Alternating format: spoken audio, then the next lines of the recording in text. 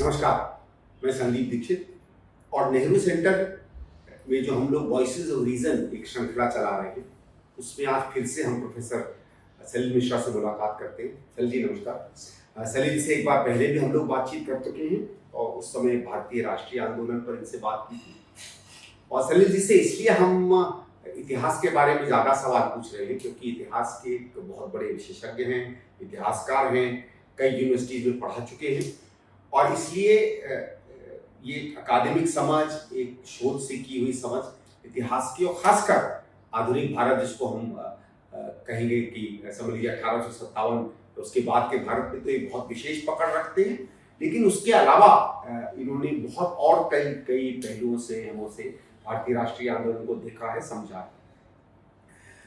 पिछली बार हम लोगों ने जो बात की थी उसमें बात करते करते भारतीय राष्ट्रीय आंदोलन की जो विशेषताएं थी उसमें कौन ऐसे मुद्दे थे जो प्रमुख रूप से सामने निकल कर आए, ऐसी कौन सी धारणाएं और सोच थी जो निकली जिससे फिर धीरे धीरे भारत देश भी बनने लगा, संविधान उसके अनुकूल बना। शुरुआती वर्षों में भारत को उस तरीके से ढालने की कोशिश की गई या उस तरफ ले जाने की कोशिश की गई और आज भी भले ही कुछ विरोधाभासी बातें भी लोग कहते हो कि देश कहाँ जाना चाहिए नहीं जाना चाहिए, लेकिन जो मूल चीजें रही राष्ट्रीय आंदोलन की वो आज भी इस देश को एक तरीके से संभालती हैं, संजोती हैं और आगे बढ़ाती हैं। लेकिन इस बीच में खासकर पिछले 10 सालों में और काफी समय पहले भी बहुत से ऐसे लोग हैं, मैं ये तो नहीं कहूँगा कि बहुत गंभीर इतिहासकार हैं, लेकिन थोड़ा बहुत इतिहास की जानकारी रखते हैं, कम से कम इतिहास पे इधर उधर पढ़ के चीजें उछालने की कोशिश करते हैं। वो इस बात को बार बार सामने रखते हैं कि केवल आज़ादी का जो आंदोलन था जिसमें कांग्रेस अग्रणी थी और जिसके सबसे प्रमुख नेता गांधी जी माने जाते हैं, स्वाभाविक है बहुत से और लोग थे, असंख्य लोग उसमें जुड़े थे, लेकिन जो प्रतिबिंब है कि लीडरशिप का माना जाता है वो गांधी जी को माना जाता है। उसका योगदान आज़ादी में या अंग्रेजों को भगाने में उतना महत्वपूर्ण नहीं रहा है जितना इतिहास हमें बताता है। वो कुछ हद तक उसको हल्का रूप से दिखाने की कोशिश करते हैं। वो दूसरी बात है कि ये बात करने वाली वो संगठन या संस्थाएं हैं उनका स्वयं कोई बहुत ज्यादा योगदान इस आंदोलन में नहीं रहा। पर चलिए उस बात को अलग करते हैं। तो पहले मैं थोड़ा सा चाहूंगा सलील जी, आप एक तरीके से कंटिन्यू करते हुए जो हमने पिछली बार बात की थी, असली में भारतीय राष्ट्रीय आंदोलन था क्या, इसने एक वृहद रूप कैसे अपनाया इस देश के लोगों के जहन में और उनकी हकीकत में और उनकी फिजिकलिटी और जिसमें खुद वो जुड़े उसमें किस तरीके से वो एक ऐसी तरीके से चला गया कि शायद दुनिया का सबसे बड़ा मास स्केल मूवमेंट बन के निकला। और फिर भी भारत की विविधताओं और उस समय तो विविधताएं ज्यादा जटिल, मतलब आश्चर्य नहीं होगा ये समझने का कि शायद जैसे जो भाषाएं दक्षिण भारत में बोली जाती थी वो भाषाएं समझने वाले शायद 10 लोग भी पूरे उत्तर भारत में नहीं होंगे और पूरे दक्षिण भारत में शायद हिंदी जानने वाले 100 से ज्यादा लोग नहीं होंगे। फिर भी ऐसे देश को जिसकी ना भाषाएं एक थी ना कई तौर तरीके थे, कुछ तो रजवाड़ों में बटे हुए थे, इस आंदोलन ने उनको न केवल अंग्रेजी हुकूमत के खिलाफ जोड़ा लेकिन बहुत से सिद्धांतों में भी जोड़ा। तो इसमें मैं चाहता हूँ थोड़ा सा, माफ करें मैंने ज्यादा लंबा सवाल पूछ लिया, चाहता हूँ आप थोड़ा विस्तार से बताएं और फिर कुछ और सवाल बनते हैं तो उस पर बात करेंगे। ये संदीप भाई काफी महत्वपूर्ण मुद्दा है, सवाल है और थोड़ा सा 19वीं सदी पे जाते हैं। 1857 का जो विद्रोह था वो 19वीं सदी में, भारत में ही 19वीं सदी में होने वाले बहुत बड़े विद्रोहों में से उसको एक गिना जाता है, एंटी इंपीरियलिस्ट स्ट्रगल्स। लेकिन उसको कुछ महीनों के अंदर में अंग्रेजों ने पूरी तरीके से दबा दिया। बहुत पावरफुल था, आर्मी का एक हिस्सा लगा हुआ था, लेकिन उसको उन्होंने दबा दिया। और हमारे जो तमाम थिंकिंग इंडियंस थे उन्होंने ये सोचना जरूर शुरू किया कि आखिरकार ऐसा क्यों हुआ कि इतना बड़ा विरोध दबा दिया गया। और एक जो उनको जवाब मिला वो ये मिला कि उस तरह से इंडियन नेशन लड़ने के लिए नहीं है, अभी वो नेशनलिस्ट आंदोलन नहीं है। भारत हमारी आर्मी का ही काफी बड़ा हिस्सा था, पंजाब से भी बंगाल से भी ना उसको सपोर्ट मिली, काफी लोगों ने सप्रेस भी उसको कर दिया। तो अगर आप इफेक्टिव लड़ाई साम्राज्यवाद के खिलाफ लड़ना चाहते हैं तो आपको नेशन भी बनाना होगा, नेशन एक बेहतर तरीके से लड़ सकता है।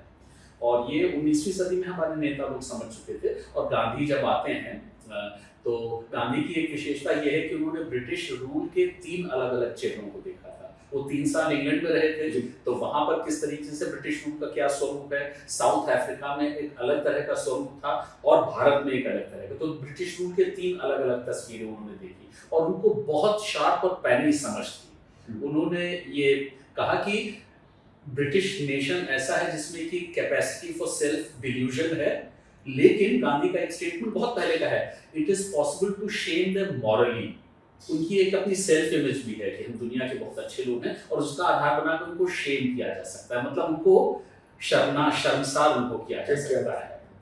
और इसलिए गांधी ने जो एक उनकी जो अपनी एक स्ट्रैटेजी बनी लड़ाई लड़ने की, वो स्ट्रैटेजी ये नहीं है कि बस अंग्रेजों को उठा के इस देश से बाहर फेंक देना है, वो तो उनका नहीं चलेगी भी नहीं। और 19वीं सदी में भारत में बहुत सारे ऐसे लोग थे जो कि या तो शांत थे या अंग्रेजों को सपोर्ट कर रहे थे, उनका एक सपोर्ट बेस था अंग्रेजों का, जिसको कि एक वर्चस्व कहते हैं। वर्चस्व उन्होंने बहुत सारे हिंदुस्तानियों के दिल और दिमागों में बनाया हुआ था। गांधी की स्ट्रैटेजी जो कि नेशनल मूवमेंट की स्ट्रैटेजी बनी, वो ये थी कि किस तरह से इस वर्चस्व को कम किया जाए, इसकी जगह काउंटर हेजेमोनी नेशनल मूवमेंट की लोगों के दिल और दिमाग पर स्थापित की जाए और ऐसी परिस्थितियां बनाई जाएं कि हमें उनको फेंकना ना पड़े, वो खुद छोड़ के चले जाएं। गांधी का बहुत फेमस अच्छा स्टेटमेंट है, गांधी फिल्म में भी इस्तेमाल किया था, India is a large nation of 300 million people, once they refuse to recognise colonialism there is no way in which it can stay.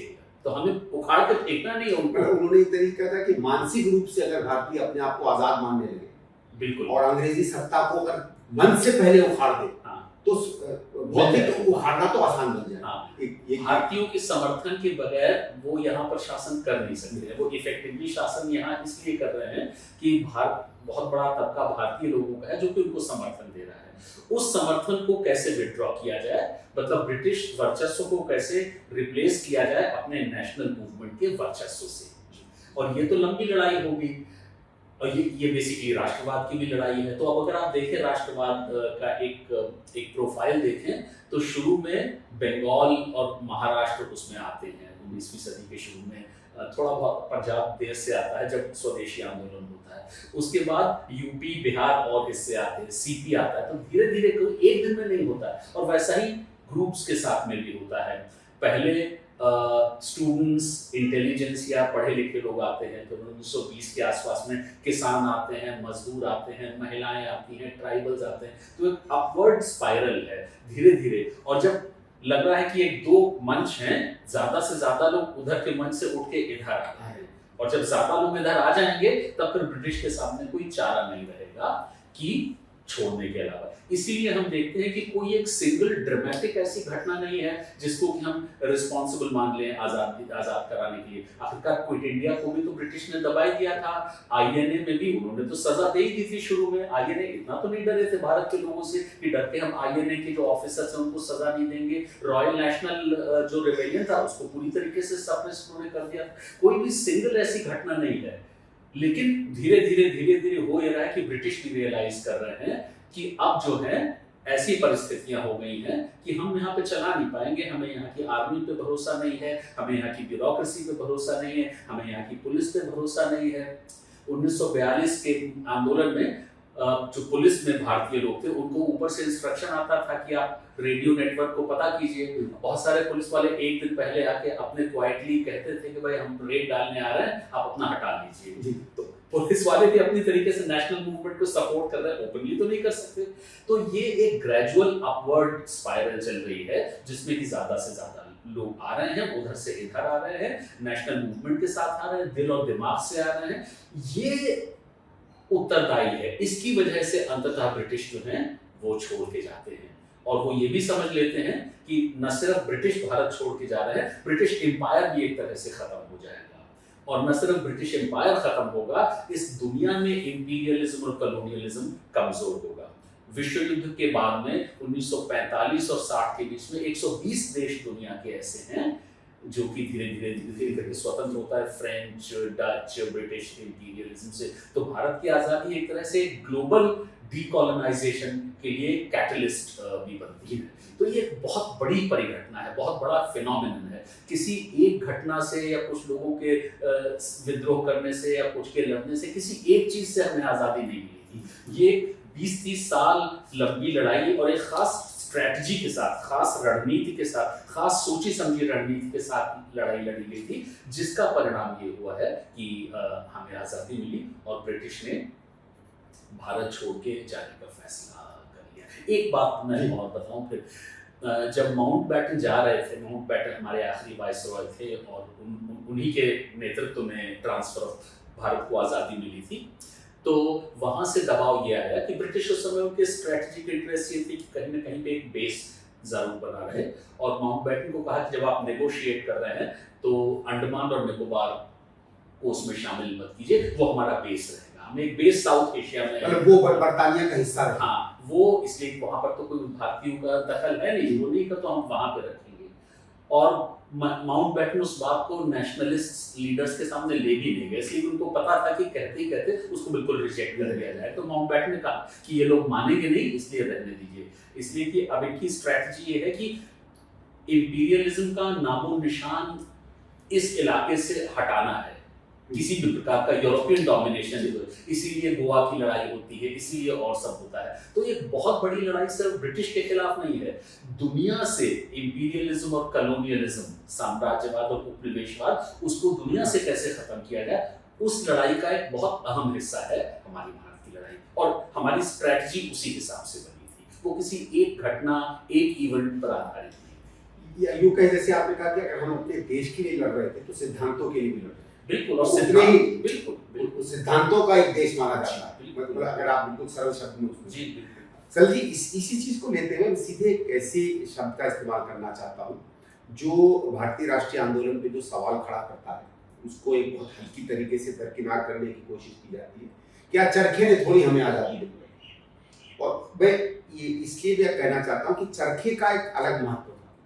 चरखे ने जिस तरीके से एक आर्थिक रूप से एक नई समझ दी, एक स्वाभिमान दिया, जिसको आजकल एक एम्पावरमेंट का बड़ा हल्का शब्द इस्तेमाल होता है, तो उसके प्रति एक फीलिंग दी, एक जोड़ने की बात कही, तो अपने में ये लगे कि नहीं एक बड़ी छोटी चीज थी, एक हिंसात्मक काइंड ऑफ चीज थी, लेकिन अपने में ये शायद इतनी बड़ी चीज थी जिसने बरतानिया सरकार और उसके सामने जो झुकने की प्रवृत्ति थी, उसको शायद चरखा ने जितना तोड़ा शायद किसी और चीज ने नहीं छोड़ा, क्योंकि कई चीजें प्रतीक बन जाती है किसी चीज की।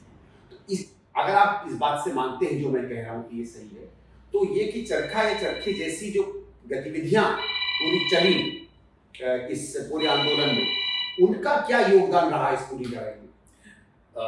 मुझे लगता है कि चरखे के लिए, और चरखा एक सिंबल है जो गांधी का कंस्ट्रक्टिव प्रोग्राम था, रूरल इकोनॉमिक्स का जो उनका गांधी का जो अपना विजन था, जो उनकी सोच थी, चरखे के भी 3 बहुत महत्वपूर्ण पहलू हैं। जी हाँ, और मैं उनको कहूँगा एक 3 महत्वपूर्ण डायमेंशन है, इकोनॉमिक, स्ट्रेटेजिक और एक मॉरल फिलोसॉफिकल, तीनों हैं।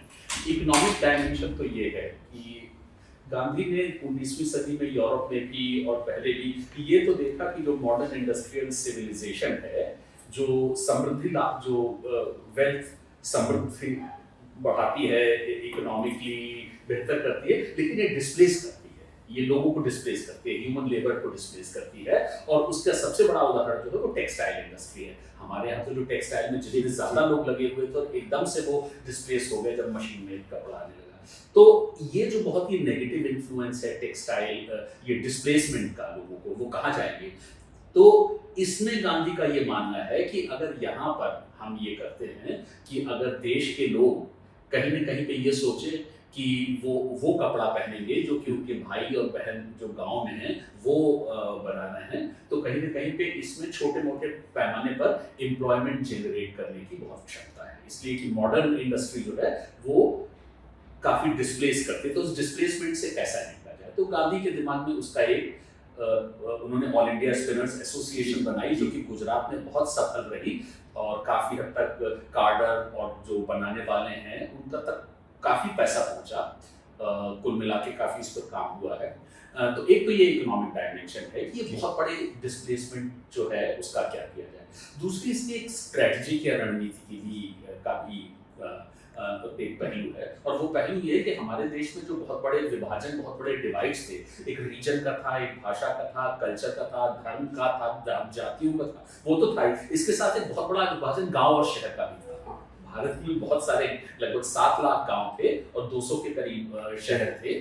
और लाइफस्टाइल के लेवल पे, सोच के लेवल पे आप भी समझ सकते हैं कि शहर के लोग बिल्कुल सोचते अलग तरह से हैं गांव के मुकाबले में। गांव की लाइफ बिल्कुल अलग होती है, रिदम, लाइफ साइकिल, पैटर्न, दिन कैसे बीतता है, सारा कुछ है। मतलब इनसे ये अलग यूनिवर्स है अपने आप में। और गांधी ने देखा था, गांधी ने दोनों यूनिवर्सेस को अच्छी तरह से देखा था। और गांधी का मानना था कि ये गांव और शहरों को जोड़ सकता है, चरखा और ये सब। तो कहीं ना कहीं पे एक ऐसा कोई प्लेटफॉर्म हो, एक ऐसी एक्टिविटी हो जो शहर के लोगों को भावनात्मक रूप से, मानसिक रूप से, इमोशनली गांव के लोगों के नजदीक आए। तो अगर गांव के लोगों का बनाया हुआ कपड़ा जो है वो शहर के लोग पहनेंगे तो ऑटोमेटिकली एक खास तरह की सॉलिडारिटी का ग्रिड, एक इमोशनल ग्रिड बनेगी जिसका कि वो हिस्सा होंगे। तो ये गांधी की स्ट्रेटजी का भी हिस्सा था कि तो आर्थिक पहलू था उसका, एक स्ट्रेटजिक पहलू भी था।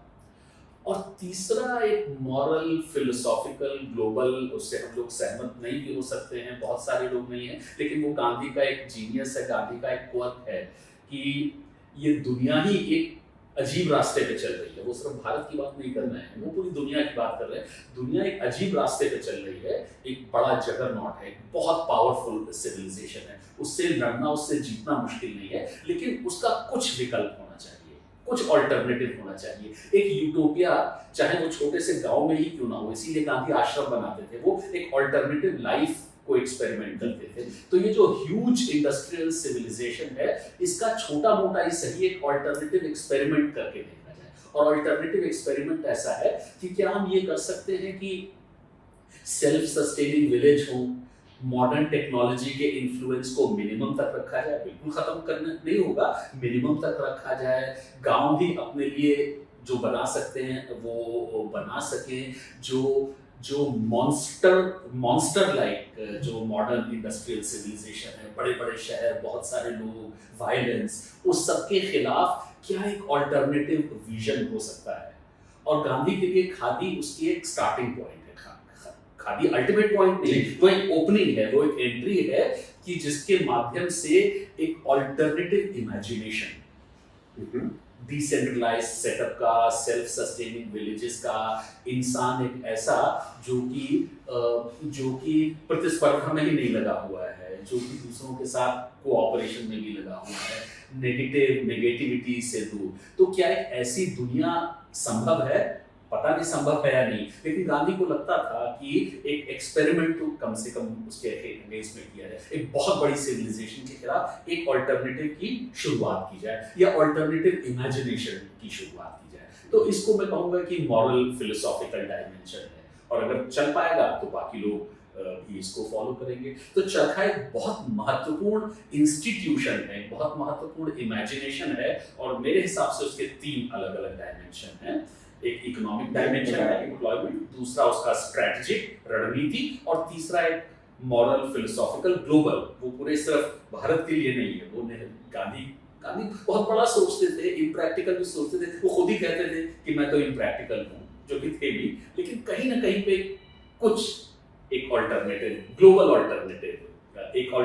ऑल्टरनेटिव इमेजिनेशन क्या किया जा सकता है, तो वो इसके साथ एक्सपेरिमेंट कर रहे हैं। इसमें एक, जैसे आपने जो बात की, से एक बात जो निकल कर आती है कि इन्होंने एक बड़ी सरल चीज पकड़ी, आसान चीज पकड़ी, चरखा जैसी, जिससे वो देश जो अलग अलग चीजों में बटा हुआ था एक तरीके और से, महिलाएं चलाती, ये जी उसको एक तरीके से जोड़ने वाला, मतलब कश्मीर से लेकर कन्याकुमारी जो हम कहेंगे, और द्वारका से लेकर नॉर्थ ईस्ट तक, हर व्यक्ति जो है जिसने चरखे पे हाथ लगाया जी, वो एक राष्ट्र का हिस्सा बन गया। एक तरीके से समझ लो कि नागरिकता का एक, या सिटीजनशिप की जो निर्माण शुरू हुआ वो चरखे से शुरू हुआ। जिसने चरखा छुआ वो एक, जबकि हम इंडिपेंडेंट नहीं थे, एक तरीके से इंडिपेंडेंट भारत का वो सिटीजन बनता चला गया। ये इसमें वो, तो इसी के साथ साथ मैंने कहा कि एक मजेदार कहानी है। गांधी ने 1921 में कुछ लिखा, तो किसी ने उनको चिट्ठी लिखी है इंडिया में, और उन्होंने ये कहा कि आप तो हमसे गरीब लोगों से कहते हैं कि हम खादी पहने, लेकिन खादी तो ज्यादा महंगी है, मशीन का कपड़ा तो सस्ता पड़ता है, तो आप हमसे कह रहे हैं कि हम गरीब हैं लेकिन हम ज्यादा पहने। तो ये अजीब डिलेमा हो गया गांधी के सामने। तो उसका जवाब उन्होंने दिया, गांधी ने, कि अगर आप एक्स्ट्रा कॉस्ट खादी की है उसको कॉम्पेंसेट करना चाहते हो तो आप कम पहनिए, लेकिन फिर भी खादी ही पहनिए, मशीन का मत पहनिए। अब कह तो दिया, लेकिन फिर उन्होंने अपने आप से जो अहद उठाना कहते हैं, उन्होंने कहा कि आज से मैं सिंगल कपड़ा पहनूंगा। अच्छा, इसी के तो और वो किया उन्होंने। अब आप नोटिस करेंगे कि जो नेशनल मूवमेंट के दौरान में गांधी कैप, गांधी टोपी मानी जाती थी, जिसको गांधी से एसोसिएट कर, गांधी के आपको 1921 के बाद में गांधी कैप पहनते हुए कभी नहीं देखा। वो इसलिए वो एक्स्ट्रा कपड़ा हो जाता, तो वो एक ही सिंगल कपड़ा पहनते थे। वो तो अच्छा था कि वर्धा में रह रहे थे, नॉर्थ इंडिया में नहीं, लेकिन वो इंग्लैंड में गए, दिल्ली में भी आए, सर्दियों में भी आए। तो जिद है, ऑब्स्टिनेसी कहिए, जिद कहिए, तो शॉल ऊपर से ओढ़ देते थे, लेकिन दूसरा कपड़ा नहीं पहना। और वो धोती भी पेजेंट वाली धोती होती थी जो घुटनों तक आती थी, वही था। तो वो उन्होंने अपना खादी का कमिटमेंट करिए या जो भी कुछ करिए, उन्होंने कसम ले ली थी कि अब मैं सिंगल कपड़ा पहनूंगा। तो 1921 के बाद से लगातार फिर वो सिंगल कपड़ा ही पहनते हैं। इसीलिए टॉपलेस रहते थे, ऊपर भी नहीं पहनते थे। कुर्ता वगैरह की पहले की तस्वीरें हैं, कुर्ता पहने हुए हैं, पहले की हैं, टोपी भी पहने हुए हैं, साउथ अफ्रीका की भी है, हिंदुस्तान की भी है। 1921 के बाद में सिर्फ वही एक सिंगल धोती। बल्कि ये कभी-कभी लोग सवाल भी करते हैं कि गांधी जी के माथे पे तो कभी गांधी टोपी दिखी नहीं, वो इसीलिए नहीं दिखी, वो दूसरा कपड़ा हो जाता है। लेकिन मुझे याद है कि कुछ ऐसी तस्वीरें हैं, एक उनकी लाठी लेकर एक तस्वीर जिसमें उन्होंने वो वाली टोपी पहनी हुई है। तो एक और चीज फिर मैं आना चाहता हूँ इस बात पे, क्योंकि इसी श्रृंखला में जब हम बात कर रहे हैं और आपने इसका मेंशन भी किया, सुभाष चंद्र बोस की बात करते हैं, और नेताजी एक तरीके से मेरे भी हीरो हैं। मतलब उनकी जिंदगी पढ़िए, उनके बारे में सोचिए, तो मतलब एक रोमांचिक रूप से आदमी को प्रभावित करते हैं। और लोग इस समय कुछ भी कह लें, लेकिन उनकी जो बहुत घनिष्ठ मित्रता नेहरू से थी, और इसी कारण से वो थोड़ा नेहरू से नाराज हुए थे कि नेहरू ने उस समय उनका साथ नहीं दिया, जब उनको लगता था कि समाजवादी विचारधारा को बढ़ाने के लिए नेहरू को मेरे साथ खड़ा होना चाहिए था। गांधी जी से उनके खट्टे मीठे रहे, लेकिन एक तरीके से गांधी जी को उन्होंने हमेशा एक पिता के रूप में माना। गांधी ने हमेशा उनको कहा था, मैं क्या शब्द था, बॉट सन, एक शब्द इस्तेमाल किया था कि मेरा थोड़ा सा मैं प्रोडिगल सन, उन्होंने कहा था। लेकिन जो इन्होंने भारतीय राष्ट्रीय आर्मी, इंडियन नेशनल आर्मी को लेकर इन्होंने जो क्रांति की दक्षिण एशिया में, और उसका एक अपना प्रभाव रहा। लेकिन ये कुछ लोगों का ये मानना है, क्योंकि वो इसलिए नहीं इस बात को कहते हैं कि वो सुभाष बोस या नेताजी के विचारों के साथ आस्था रखते हैं या उसमें विश्वास करते हैं, वो उनको गांधी के बरक्स खड़े करने की कोशिश करते हैं, जबकि उस समय ऐसी कोई चीजें थी भी नहीं। और ये दिखाना चाहते हैं कि अगर आईने नहीं होती तो आजादी नहीं मिल पाती है, कम से कम राष्ट्रीय आंदोलन का उसके सामने कोई महत्व नहीं था। आईने का असर था, दुर्भाग्य से उस समय वो उन ताकतों के साथ खड़े हुए जो वर्ल्ड वॉर 2 में हार गए, तो उसका एक माने कि आईने का धीरे धीरे जो अंत हुआ। लेकिन उसका क्या प्रभाव पड़ा अंग्रेजों की इस निर्णय पे कि हमको देश छोड़ के जाना चाहिए, और आजादी के आंदोलन में, आजादी की गाथा में उसकी क्या भूमिका रही? पहली बात तो ये सवाल के दो पहलू हैं। पहला तो गांधी सुभाष को लेके, और दूसरा पहलू ये है कि जब हम आज़ादी की बात करते हैं तो उसमें आज़ाद हिंद फौज की क्या भूमिका थी। गांधी और सुभाष के तो बहुत ही दिलचस्प, बहुत ही इंटरेस्टिंग रिश्ता है। जब उनके बीच के डिफरेंसेस सबसे बिल्कुल ही चरम पे थे और गांधी कलकत्ता गए, तो वो शरद बोस के घर पे रुके थे, उनके घर पे, और फिर मतलब उनके डिफरेंसेस तो सारे चलते ही रहे। वो जैसा कि लोगों को नहीं पता, नेशनल मूवमेंट के नेता लोग इधर उधर जाते थे कहीं तो होटल में कभी नहीं ठहरते थे। जिन्ना दिल्ली में आते थे तो वो वहाँ पर जो वो होटल है, मुझे ना ओबराय मैडम, वहाँ पे उनका खास कमरा बुक था।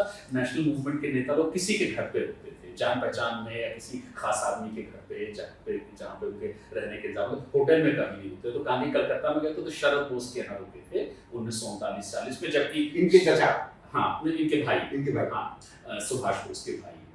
और लेकिन डिफरेंसेस उनके लगातार बने रहे। कुछ परिस्थितियां ऐसी हो गई थी कि 1939 के दौरान में सुभाष के लिए बहुत मुश्किल हो गया अपनी गतिविधि कर पाना कांग्रेस के अंदर। एक तो उनको ये लगने लगा था कि जो राइट विंग के लोग हैं, पटेल, राजेंद्र प्रसाद, वो जिनको हाईकमांड कहते हैं, हाँ, तो उनको ये पता नहीं सुभाष को क्यों लगने लगा था कि ये लोग फेडरेशन की एक स्कीम थी ब्रिटिश की, उसको मान लेंगे और ये कुछ ब्रिटिश के ज्यादा नजदीक चले जाएंगे। ऐसा था नहीं। और पब्लिकली उन्होंने इनके खिलाफ बोलना बहुत शुरू कर दिया था, जिसमें कि बहुत रिजेंटमेंट पटेल को भी और राजेंद्र प्रसाद को भी हो गया था। दूसरा, विश्व युद्ध में हमारी क्या, विश्व युद्ध को लेकर हमारी क्या समझ होनी चाहिए थी। गांधी की अपनी समझ थी, कांग्रेस की एक ऑफिशियल अपनी समझ थी, सुभाष बोस की समझ थोड़ी सी उसके बरक्स थी। उनका मानना था कि हमको जो दुश्मन का दुश्मन वाला जो है पूरा जर्मनी के साथ में और बाद में जापान के साथ में, तो इस तरह के डिफरेंसेस हो गए थे। लेकिन इम्पोर्टेंट चीज ये है कि 1939-40 में सुभाष बोस बहुत चाहते थे 1939 में कि अब कांग्रेस को एक सत्याग्रह या सिविल डिसोबीडियंस, एक आंदोलन ब्रिटिश के खिलाफ छेड़ना चाहिए। आंदोलन तो गांधी छेड़ेंगे, इसलिए गांधी नेता थे और गांधी उस समय, और बहुत सारी वजह थी जिसकी वजह से गांधी इस फेवर में नहीं थे और गांधी नहीं चाहते थे आंदोलन छेड़ा जाए। ये भी एक बोन ऑफ कंटेंशस गांधी और सुभाष के बीच में बन गई। इंटरेस्टिंग चीज ये है कि अगर हम अपने हिस्ट्री के कैनवस को थोड़ा सा फलक अपना बढ़ाएं, 1939-40 में तो लगता है कि दोनों एक दूसरे के बिल्कुल बरक्स खड़े हुए। 1942 तक अगर हम पहुंचेंगे तो आप पाएंगे कि दोनों वैसे साथ में नहीं है, लेकिन वैसे एक दूसरे के साथ में बहुत है। बहुत सारे लोग, कांग्रेस के नेता नहीं चाहते कि आंदोलन खड़ा किया जाए, लेकिन गांधी क्विट इंडिया जो है, भारत छोड़ो शुरू करते हैं, जो कि which is music two years of Subhash Bose. Subhash Bose वहां नहीं है उस समय, जापान में है या जर्मनी में है, बहुत खुश सुभाष बोस होते, इसलिए यही वो चाहते थे, यही वो साल भर 1.5 साल से गांधी से कह रहे थे। और गांधी, हमारे दोस्त लोग नहीं जानते, गांधी अपनी भाषा में, गांधी वैसे तो अहिंसा के आदमी थे, लेकिन वो अपनी भाषा में जनरल, आर्मी, जनरलिज्म, इस तरह के शब्दों का बहुत इस्तेमाल करते थे। गांधी कहते थे कि हमारी कांग्रेस, हमारा मूवमेंट एक आर्मी है और मैं इसका जनरल हूं।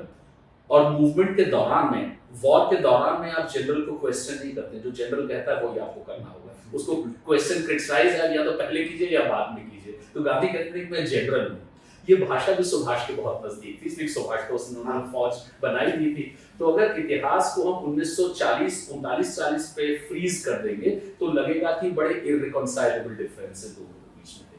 और अगर आप 42 तक ले आएंगे तो लगेगा कि गांधी वही कर रहे हैं जो कि सुभाष बोस चाहते थे, और गांधी की भाषा भी उस तरह की है जो सुभाष बोस की भाषा के बहुत नजदीक है। और ये तो खैर लोग जानते हैं कि जब उन्होंने अपना रेडियो बर्लिन में शुरू किया था तो सबसे पहले गांधी को अपील किया था, फादर ऑफ द नेशन, राष्ट्रपिता को बता के कि हमें आपकी ब्लेसिंग्स चाहिए हैं। और गांधी भी व्यक्तिगत रूप से तो बहुत नजदीक थे। लेकिन हाँ, 1939 का दौर जरूर ऐसा था, हम इस पर नहीं जाएंगे कि आपने भी कहा कि कौन सही है कौन गलत है, लेकिन डिफरेंसेस जो हैं वो काफी इररिकॉन्साइलेबल लग रहे थे। और उसके सबसे बड़े विक्टिम जवाहरलाल नेहरू खुद थे। वो अंत तक तय नहीं कर पाए किसके साथ वो क्या करें। वो ये नहीं बस चाहते रहे थे कि जो सुभाष के साथ हो रहा है, लेकिन वो ये भी नापसंद कर रहे थे कि सुभाष भी जिस तरीके से पटेल और राजेंद्र प्रसाद के खिलाफ बड़ी टायरेट शुरू कर दी। नेहरू के बहुत डिफरेंसेस थे पटेल के साथ में, लेकिन नेहरू ने इस बात को बहुत नापसंद किया कि आप पटेल पर ये इल्जाम नहीं लगा सकते हैं कि वो ब्रिटिश के नजदीक जा सकते हैं या फेडरेशन स्कीम को सपोर्ट करेंगे। तो इस वजह से नेहरू बिल्कुल ही अकेले अलग थलग हो गए, ना वो इनके साथ में रहे ना वो उनके साथ। बल्कि उस समय का अगर पत्राचार देखा जाए राजेंद्र बाबू और इन लोगों का, सुभाष बाबू का, गांधी जी को बीच में लाके, तो असली में देखा जाए तो जो डिफरेंसेस थे वो राजेंद्र बाबू, सरदार साहब और इन लोगों के बीच में ज्यादा थे, बहुत ज्यादा। और माने तो नेहरू का माना जाए तो दिल उनका सुभाष बाबू के साथ था, लेकिन एक संगठन के रूप में नेहरू को लग रहा था कि सुभाष ये ठीक नहीं कर रहे हैं कि पब्लिकली जो पब्लिक टायरेट वो पटेल और राजेंद्र प्रसाद के खिलाफ कर रहे हैं। मैंने देखा था कुछ पत्रों में उन्होंने बड़ी तीखी तरीके से हाई कमांड कल्चर और इस सब को लेकर क्रिटिसाइज भी किया। बहुत बिटर भाषा हो गई। चलिए, मुझे एक छोटा सा किस्सा याद आया जो सुभाष बाबू के परिवार में शोभिता जी हैं जो हिस्टोरियन, उन्होंने बता रहे थे अबाइड विथ मी जो गाना है गांधी जी का बड़ा प्रिय भजन, उसकी उन्होंने एक कहानी बताई थी। मैं क्योंकि संदर्भ बताता हूँ, वही 38-39 में जब कलकत्ता कांग्रेस हुई थी जी, तब ये उनके यहाँ रुके थे। तो उन्होंने बताया कि गांधी जी ने जो ऊपर की छत थी वहां अपने शाम के भजन शुरू किए, क्योंकि वो कोई भजन नहीं, जो प्रार्थना सभा करते थे। तो सुभाष बाबू को ये लगा कि यार ये जो गाने गाते हैं या जो गीत या भजन गाते हैं कुछ पुराने हैं, उन्होंने कुछ अपना इंट्रोड्यूस किया। तो उन्होंने कुछ वहां कोई बंगाली सिंगर्स को भी इंट्रोड्यूस किया जिसमें कुछ रविंद्र संगीत भी गाया गया। और वही उन्होंने ऐसी ग्रुप को या ऐसे सिंगर को लाया जिसने अबाइड विथ मी गाया। अच्छा। और सुना गांधी जी का जो प्रेम हुआ अबाइड विथ मी से, तो वहां से शुरू होता है। तो मतलब कई उस समय भी जब आपस में ये द्वंद था, जी। इस तरीके के आपसी प्रेम और प्यार रचना और दूसरे की जिंदगी पर असर करना, ये एक अद्भुत बात है। बिल्कुल बिल्कुल। दूसरा जो सवाल था, सवाल का जो दूसरा पहलू था, आजादी की लड़ाई में आईएनए का योगदान। तो 2-3 बातें हैं। पहली बात तो है कि मिलिट्री तौर पे तो इट वाज अ फेलियर, जो सबने मान लिया है। जो 2 फ्रंट पे कोई भी ज्यादा वो अचीव नहीं कर पाए, इसलिए जिस तरह की इनको सपोर्ट चाहिए थी जापान से, जिस तरह की सपोर्ट ये मांग रहे थे वो उनको नहीं मिल रही थी जापान। दूसरा ये था कि सुभाष बोस की एक बड़ी इच्छा ये भी थी कि जो एक्सिस पावर्स है वो इंडियन इंडिपेंडेंस को लेके भी कुछ करें, और वो बहुत चाहते थे। जर्मनी, जापान, जर्मनी गए, और जर्मनी में गए उन्होंने लोगों के साथ मिलके हिटलर को ये मैसेज पूरा पहुंचाया कि आप कहीं ना कहीं पे इंडिया के इंडिपेंडेंस के फेवर में कुछ एक वक्तव्य, कुछ एक स्टेटमेंट देंगे, हम जीतेंगे तो हम मतलब भारत की आजादी के फेवर में है। लेकिन वो जिस तरह की हिटलर की या उनकी सोच थी उन्होंने बिल्कुल किया नहीं। तो वो बड़ी निराशा, ये बड़ी उम्मीद लेके गए थे Subhash Bose, but he was extremely disappointed with Germany, और वो जापान में आर्मी का भी जो रवैया रहा कोई उनको सपोर्ट मिली नहीं। और जो Japanese army Singapore, Malaya, Burma जहाँ तक गई, वहाँ पर आर्मी का ये भी उन्होंने देखा कि बहुत लोगों के साथ, पब्लिक के साथ में बहुत ही आर्मी इसका रहता है, लेकिन कुछ खास नहीं था, बहुत ही ब्रूटल या अमानवीय था, बहुत ज्यादा अमानवीय था। तो वो डिसइल्यूजन काफी हो गए थे इससे। लेकिन एक आईएनए का महत्व एक सिंबल के रूप में ज्यादा है। जब यहाँ पर ब्रिटिश ने 3 बड़े बड़े ऑफिसर्स को लेके और उनको उनके खिलाफ मुकदमा शुरू किया, तब बहुत बड़ा आंदोलन उसके खिलाफ नहीं हुआ। वो कांग्रेस की शिरकत हुई थी, कांग्रेस के लीडर्स ले रहे थे, भूला भाई देसाई और जवाहरलाल नेहरू और सब। ये तो मुकदमा वर्चुअली उन्होंने पूरा लड़ा, जिसको लाल किले की ट्रायल्स कहा था। हाँ, लाल किले, वो तो नेशनल मूवमेंट का हिस्सा पूरी तरीके से था ही। तो एक सिंबॉलिक सिग्निफिकेंस तो था, लेकिन मिलिट्री के लेवल पे, डिप्लोमेटिक लेवल पे और एक इंटरनेशनल प्रेशर के लेवल पे आईएनए जो एपिसोड है हमारे नेशनल मूवमेंट का, वो उतना पूरी तरीके से फेल है। सिंबल के रूप में उसका काफी बड़ा महत्व है। ये भी हुआ कि जब आईएनए के ट्रायल्स हुए, खासकर उससे बेसिकली आईएनए ने क्या किया, ये तो भारत के जन ने ज्यादा उस ट्रायल्स के कारण जाना। जी बिल्कुल। उसकी जो बातें निकल कर आए, उसमें जितना मुझे याद है कि देश के अलग अलग दीगर शहरों में उसके खिलाफ आंदोलन हुए, लोग आंदोलित हो गए, जुड़े उसमें, एक समझ लीजिए एक बड़ा भारी मूवमेंट उससे बहुत बना। मेरा विचार है, शायद बहुत मैंने इस पर काम तो नहीं किया है, कुछ लोगों से बात की है। एक आईएनए की एक थोड़ी सी नेगेटिव छवि भी है। जो ट्रेडिशनल आर्मी वाले हैं, अगर आप उनसे बात करेंगे कभी भी, तो वो आर्मी का उसकी एक अलग एथिक्स होती है आर्मी की। वो इस बात को बहुत सख्त नहीं पसंद करते हैं जो मोहन सिंह ने किया था कि आप एक आर्मी की तरफ से लड़ रहे हैं और आपको गिरफ्तार कर लिया गया, बंदी बनाया गया, फिर आपसे कहा जा रहा है कि हम आपको छोड़ देंगे, आप प्रिजनर ऑफ वॉर नहीं रहेंगे, आप दूसरी तरफ से लड़िए। अच्छा है ना। तो ये एक आर्मी की जो मोरालिटी होती है उसमें कहीं ना कहीं भी ये थोड़ा सा इसको अच्छी तरह से नहीं समझा जाता। और जो ट्रेडिशनल आर्मी वाले लोग हैं, अगर आप उनसे बात करेंगे वो इसको वो नहीं करते हैं। और कहानी इस तरह बहुत सारे सोल्जर्स थे इंडियन आर्मी के जिन्होंने प्रिजन मंजूर की। उन्होंने कहा कि हम जेल में रहेंगे, और जेल में, जापान की जेल में बड़ी ही कंडीशंस काफी हार्श थी, उन्होंने नहीं ज्वाइन की आईएनए। अच्छा, उन्होंने कहा कि ये तो अपॉर्चुनिज्म है, ये अवसरवाद है, हम इस अपॉर्चुनिज्म में नहीं जाएंगे, और वो लगातार जेल में गए। तो बहुत सारे लोगों ने वो नहीं भी किया, और काफी कुछ जब केस चला तो कुछ ब्रिटिश ने जो इल्जाम लगाए वो ये भी थे कि कुछ कोअर्शन भी किया आईएनए वाले लोगों ने बहुत सारे लोगों को इधर लाने का। तो वो भी डायमेंशन है। तो वो मेन प्लॉट तो नहीं है। मेन प्लॉट तो वही है कि बहुत सारे लोग उससे हमारे देश में इंस्पायर हुए, एक सिंबॉलिक सिग्निफिकेंस बनी, और आईएनए के लोग हमारे हीरो बन गए। लेकिन story with in the story अगर आप देखेंगे तो आप आर्मी वालों से बात करेंगे, वो इस बात को उसको मैं मानता हूँ आपकी बात, ये नहीं कहते, उसमें ये भी देखा जाए कि फिर वो एक समय भी एक ऐसा था बिल्कुल जो उन सिपाहियों को, उन सोल्जर्स को लगा कि शायद देश की आज़ादी में जुड़ने के लिए या उसमें एक धक्का देने के लिए इन सब के अलग हटके वो एक आईएनए में जुड़े। और शायद उसमें सुभाष बाबू की जो पर्सनैलिटी की इंस्पायरिंग पर्सनैलिटी, आज भी मतलब वो कुछ ऐसे नेताओं में हैं कि जब आप उनकी बात करते हैं तो इंस्पायर करते हैं। शायद उसने उन लोगों को- सुभाष का तो बिल्कुल था ही। मोहन सिंह जो कि पहले ऑफिसर थे आईएनए के, उन्होंने अपने मेमोयर्स में लिखा है कि हमारे सामने स्मॉलर मोरालिटी और लार्जर मोरालिटी के बीच में एक तरह का क्लैश हो गया। हमारी स्मॉलर मोरालिटी तो ये है कि जिन्होंने आपको ट्रेन किया, जिन्होंने आपको एम्प्लॉय किया, जिनके लिए आप लड़ रहे हैं, जिनसे आप तनख्वाह ले रहे हैं, आप उनकी सेवा करें, मतलब हिज एचएम मैजेस्टी की, हर मैजेस्टी के लिए आप लड़े।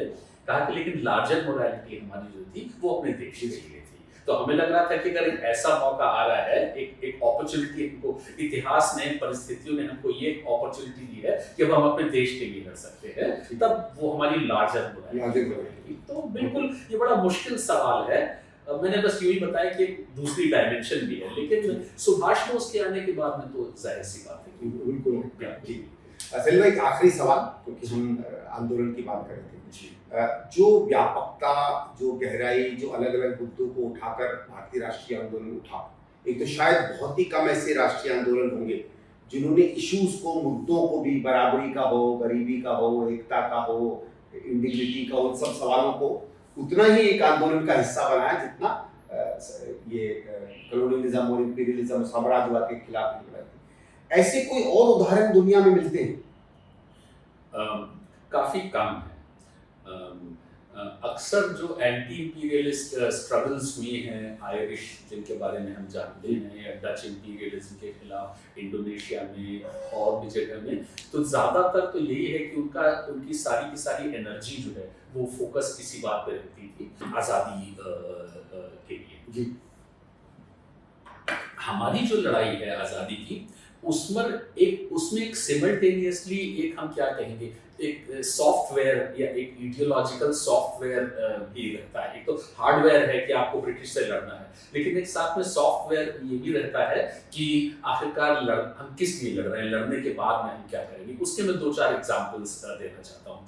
बहुत पहले गांधी ने अपनी हिंद स्वराज में कहा था कि भाई हम सिर्फ ये नहीं चाहते हैं कि जो ब्रिटिश हैं, ब्रिटिश चले जाएं और हिंदुस्तानी आ जाएं, सिर्फ विदेशी की जगह स्वदेशी हो जाएगा, उससे कुछ हमारा भारत बेहतर नहीं होगा। भारत, ब्रिटिश को हटाने का मतलब है कि हमको अपने देश को बेहतर बनाना। ये 1909 की बात है। जवाहरलाल नेहरू ने, थियरेटिशियन था, उन्होंने बहुत ही खूबसूरती से इस बात को कहा। उन्होंने कहा कि हमारी लड़ाई, it is not for the Indianisation of the existing structure, it is for a different structure altogether. हम सिर्फ ये नहीं वो चले गए और हिंदुस्तानी आ गए तो बात बन गई। हमारी ये लड़ाई नहीं है, हमारी लड़ाई एक अलग स्ट्रक्चर के लिए है।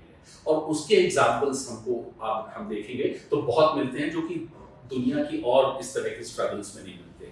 1931 में, जबकि हमें आज़ादी दूर दूर तक अभी कोई समझ में नहीं आ रहा था कि आज़ादी मिलेगी कि नहीं, कराची कांग्रेस ने पूरा का पूरा एक ब्लूप्रिंट तैयार किया है, पॉलिटिक्स का, कल्चरल पॉलिसी का, भाषा को लेके, प्लूरैलिटी को लेके, स्टेट की जिम्मेदारी क्या होगी, मॉडर्न साइंस एंड टेक्नोलॉजी का इस्तेमाल इकोनॉमिक डेवलपमेंट के लिए, पूरा जो कराची रेजोल्यूशन है वो एक ब्लूप्रिंट है, एक खाका है, रोड मैप है कि हमें किस तरह का देश बनाना है। उसमें ब्रिटिश कहीं भी नहीं है।